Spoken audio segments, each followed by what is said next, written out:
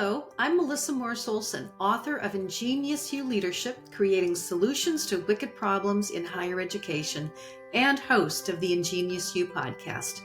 This video is part of a special series accompanying my book and blog, lifting up the big ideas that emerged through conversations with some of the most visionary leaders in higher education today. In this episode, we explore what it means to lead by design, a mindset that brings together empathy, systems thinking, curiosity, collaboration, and rapid experimentation.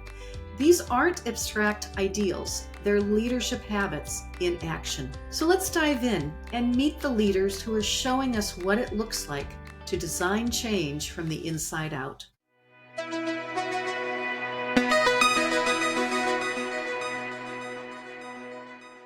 Empathy is often misunderstood as a soft skill, but in reality, it's one of the most powerful tools in a leader's toolkit. In a design thinking mindset, empathy is where it all begins. It helps us understand the experiences and perspectives of others so we can truly serve.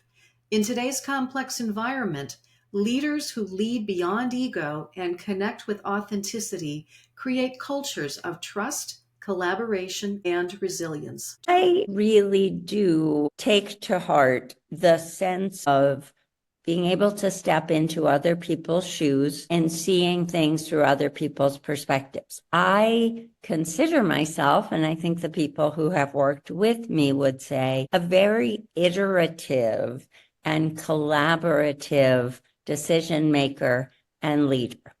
And I think a lot of that comes from having lived overseas with my family for a long period of time and watching them experience, but also experiencing from my own perspective over multiple periods in my time. What does it mean to be outside of your comfort zone, right? What does it mean in its own way to be the other? And that really instills in you this sense of kind of dialogic reasoning and decision making, because you can't rely on what you've always known and how you've always done things.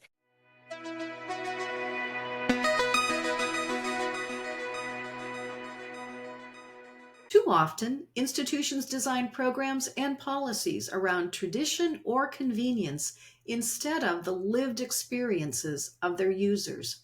Design thinking turns that logic inside out, asking us to start with the people we serve, whether students, faculty, or staff. When we center their voices in how we design, we create more effective, relevant, and human solutions.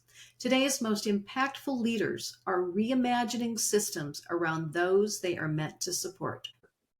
Most high-quality private universities are very student-concerned, which is fantastic. But that's very different than being student-centered. And if you're student-centered, one of the things you're doing is you're not just caring for students once they tap into your system, you're designing the system around them. So you're fundamentally rethinking how the university operates based on their needs and their interests.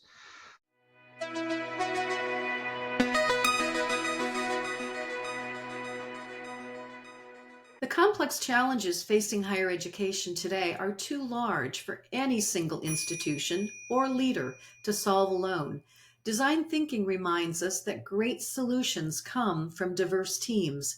Sustainable networks go beyond partnerships of convenience. They are rooted in shared values, mutual accountability, and a long view of collaboration.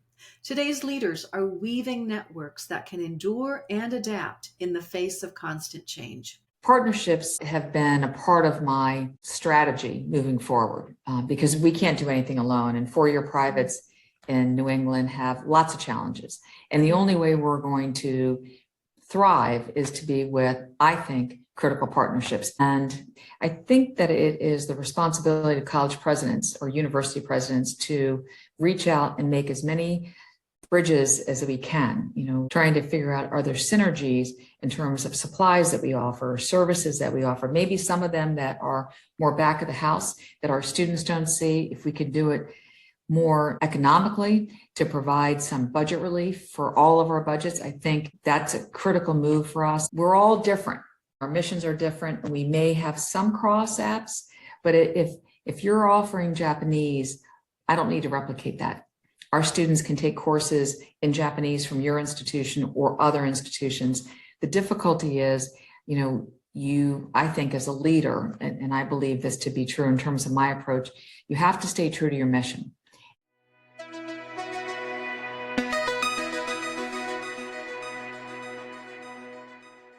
Design thinkers don't just fix isolated problems, they look at the whole system.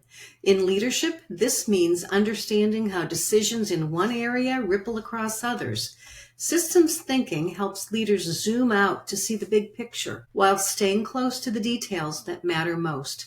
In a world where every issue is interconnected, leaders who can hold both the forest and the trees are uniquely positioned to drive sustainable, institution-wide change. There are many other challenges, the growing mental health crisis exacerbated by the pandemic, the challenge of having artificial intelligence such as GPT and its possible impact on what we teach, how we teach, and what we learn and how we learn, as well as the rising cost of running a university and how do we keep a college education within reach for as many students as possible. Those are some of the major challenges. But I think these challenges can become opportunities, right? With these new technologies such as artificial intelligence, it's an opportunity for universities to innovate in how they teach and what they teach. And our world is changing rapidly. And if we don't change with it, then we're going to be left behind. And this is the opportunity for us to all start looking critically about what we're doing, how we're doing it, and how we can change in order to adapt.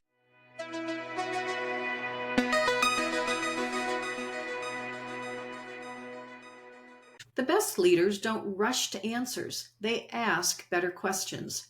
Design thinking thrives on curiosity, and so does transformational leadership. Great questions challenge assumptions, spark insight, and invite collaboration. In a time when higher education is navigating disruption, inquiry is a critical tool. Leading with questions, especially the ones that don't have easy answers, can unlock new paths forward. One of my super strengths is in relation to asking questions, being a good questioner. And that has really been a key aspect. I think if you ask my team, perhaps people at my college, I tend to ask a lot of questions in a meeting. And I try to do it without judgment, but more from a seek to understand perspective.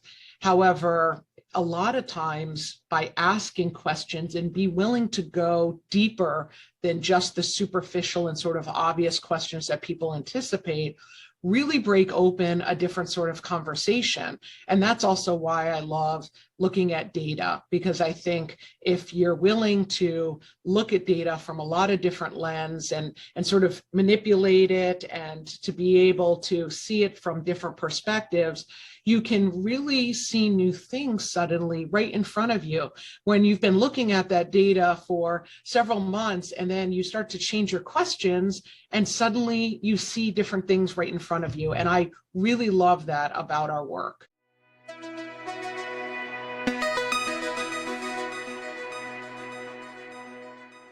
Designing the future of higher education requires boldness and a willingness to act before all the answers are known. Prototyping is a central practice of design thinking. It asks us to test ideas quickly, to learn from failure, and to iterate often.